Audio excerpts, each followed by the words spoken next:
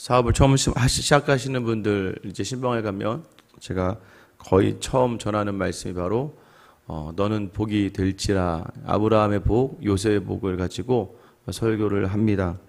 우리가 세상에서 무언가를 한다는 것은 복된 존재가 세상으로 나가기 때문에 나와 함께하는 사람들이 그 복을 누려야 한다는 것을 이야기하는 것 같아요. 여러분들의 하루는 어떻습니까? 이번 한 주 여러분 때문에 여러분 속한 직장에서 또는 여러분이 속한 모든 공동체 모임에서 다른 사람들이 복을 누릴 수 있었는가? 여러분이 그 자리에서 복이 되었는가?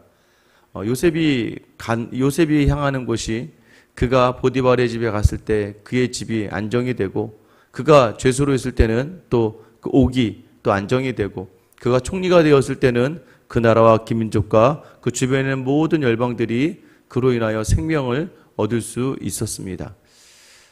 모든 사람들, 특별히 믿음의 사람들은요, 내가 가는 곳마다 내가 서 있는 그곳에 놀라운 복이 임하는 역사를 경험할 수밖에 없는 것은 바로 우리가 믿음의 사람이고 우리가 복된 존재이기 때문입니다.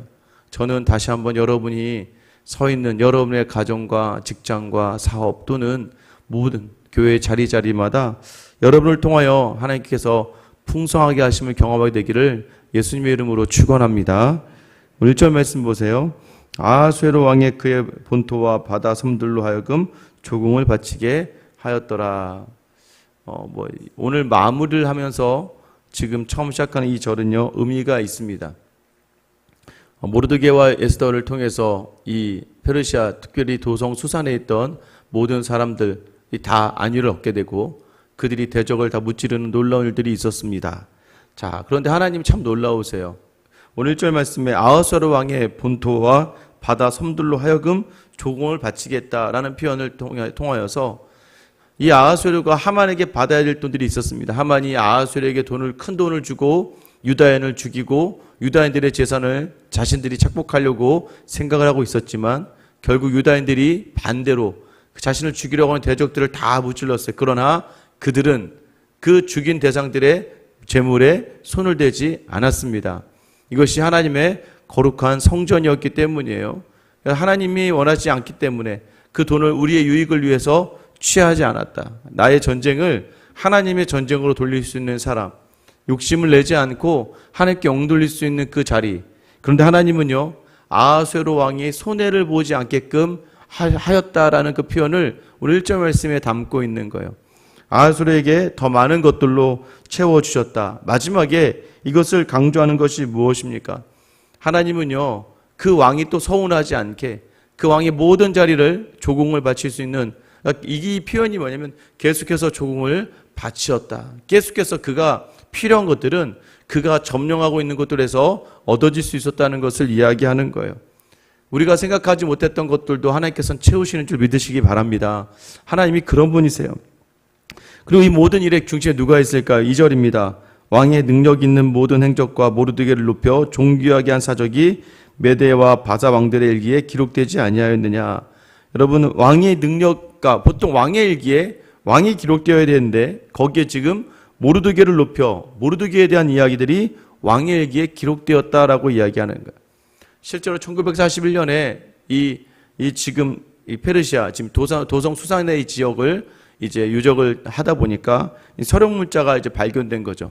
서령문자 중에서 왕의 이름과 더불어서 마르두카라고 하는 이름이 계속해서 반복돼서 나오는 것을 확인할 수 있었다고 그래요. 결국 뭐예요? 모르드게를 아마 마르두카라고 나오는 이 사람은 행정관이었고 왕의 신임을 받았고 사람들의 인정을 받았다라는 그런 내용들이었던 것 같아요. 여러분, 이게 바로 하나님의 사람입니다. 왕과 같이 그 일기에 기록될 정도로 그가 존귀 여김을 받았다라, 이것이요. 여러분, 믿음으로 선 사람들을 하나님께서는 반드시 기억하시고 또한 믿음으로 선 사람들이 당연히 받아야 될 것이 바로 세상 속을 살아가면서 존귀함을 받아야 된다는 거예요. 여러분, 이 기록이 무엇을 이야기하는 거예요? 믿음으로 하나님 앞에 선 사람이 어떻게 이 땅을 살아가는지를 보여주는 거예요. 세상은 마치 하나님께서 주관하시지 않는 것처럼 느껴질 정도로 힘의 논리 속에 있지만, 그럼에도 하나님은 하나님을 기억하며 어떤 모든 일과 절망과 어려움 속에서 하나님 앞에 무릎을 꿇고 간절한 마음으로 기도하고 나오는 하나님의 사람을 사용하시고, 그 하나님의 은혜를 받은 사람은 어디를 가나 모두에게나 인정과 칭찬의 자리에 있을 수밖에 없다는 것을 이야기하는 거예요. 이것이 바로 하나님께서 우리를 통해서 하시는 일이다라고 오늘 우리에게 알려주시는 거예요. 3절 말씀을 보면 유다인 모르드게가 아하수에로 왕의 다음이 되고 유다인 중에 크게 존경받고 그의 허다한 형제에게 사랑을 받고 그의 백성의 이익을 도모하며 그의 모든 종족을 안위하였더라. 유다인이라고 모르드게를 정의합니다. 여러분, 당시 페르시아에서는 소수 민족일 뿐이었어요. 아무것도 아닌 존재, 누구도 기억할 수 없는 사람을 왕의 다음으로 가장 큰 권력자로 세우셨다는 거예요. 하나님이요, 대궐 문 앞에서 앉아있던 그를 들어서 그 나라의 두 번째 자리로 세우십니다. 여러분, 그리고 그는 왕에게 인정을 받는 거예요. 아하수에로 왕의 다음, 왕이 그를 자기 다음으로 세웠다.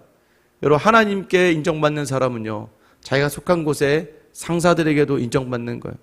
여러분, 저는 압니다. 이 직장에서도요, 가만히 이렇게 보면은요, 그냥 막 사람들하고 친하고 막 화기애애하면서 막 하는 사람이 정말 뭐 다 누리는 것 같지만 사실 그러지 않아요. 이 직장은요, 일로 이야기합니다. 그래서요, 성실하게 자기 맡겨진 것들을 잘하고 더 나아가서 다른 사람의 일까지도 조금 더 살펴볼 수 있는 사람들을 위에 상관들도 지켜보고 있습니다.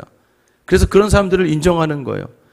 때로는 열심히 하다 보면 저 뭐 말로 막 그냥 관계로 뭔가 해나가는 사람도 있을 것 같지만 여러분, 그거 별로 중요하지 않습니다. 왜요? 결정적인 순간이 되면 실력이 드러나기 때문이에요. 그래서 일로서 내가 하고 있는 것들에 먼저 성실하게 인정받을 수 있어야 된다는 것이죠.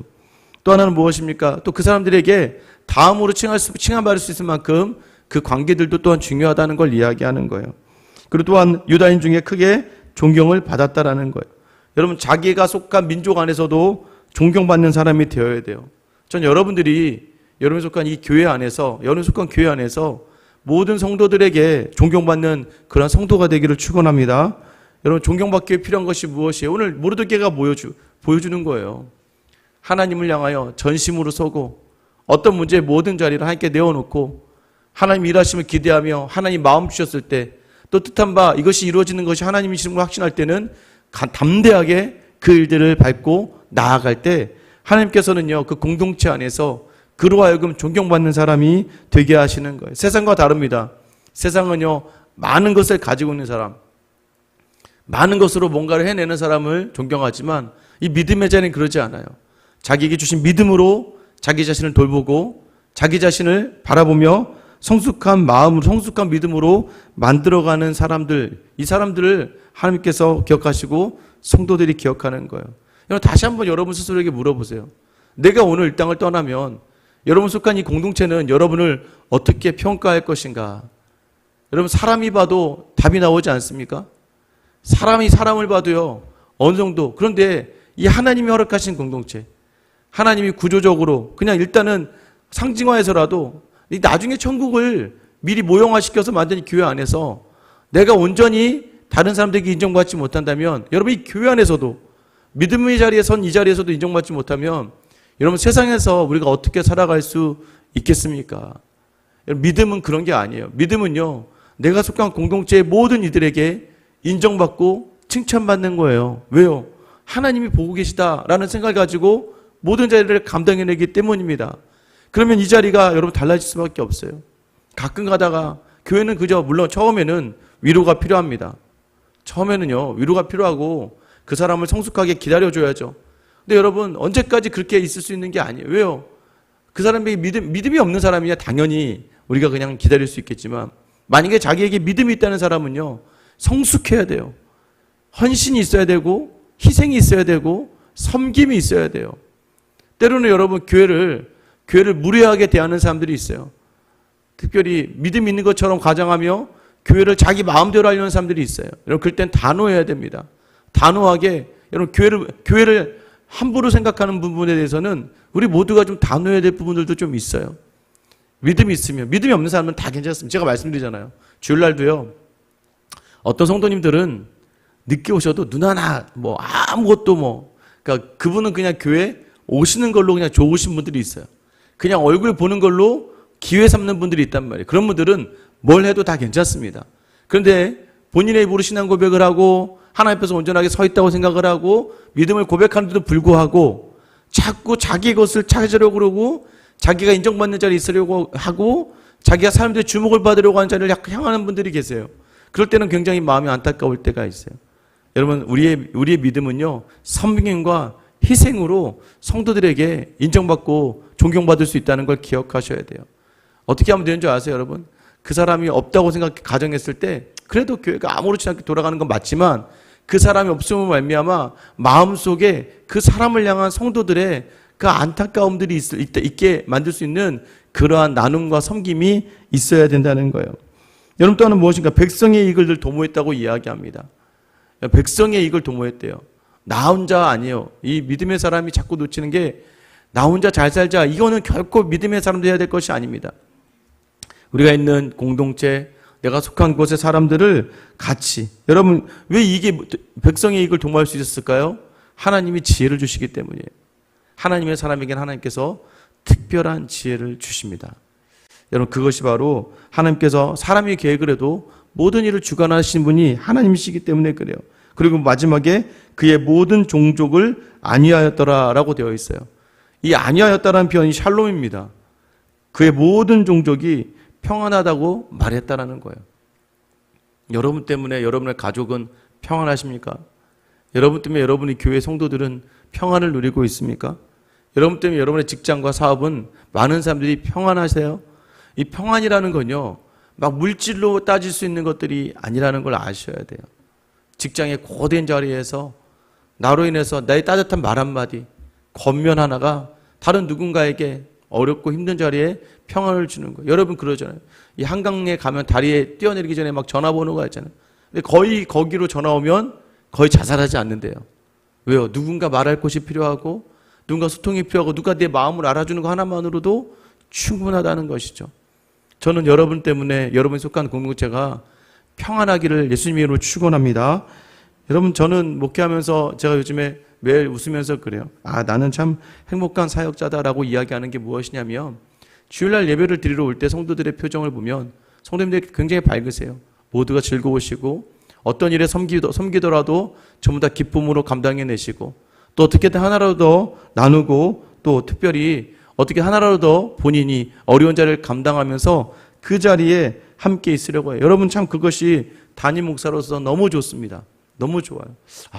정말 우리 공동체가 잘 되는 공동체구나. 그런데 여러분, 그 이면의 감동이 무엇인 줄 아세요? 그렇게 나오면서 웃고 섬기고 희생하는 성도들의 상황이 그렇게 좋은 상황은 아니라는 거예요. 개인의 상황과 환경이 그다지 그렇게 모든 것들이 다 웃으면서 넘길 수 있는 상황이 아니라는 거예요.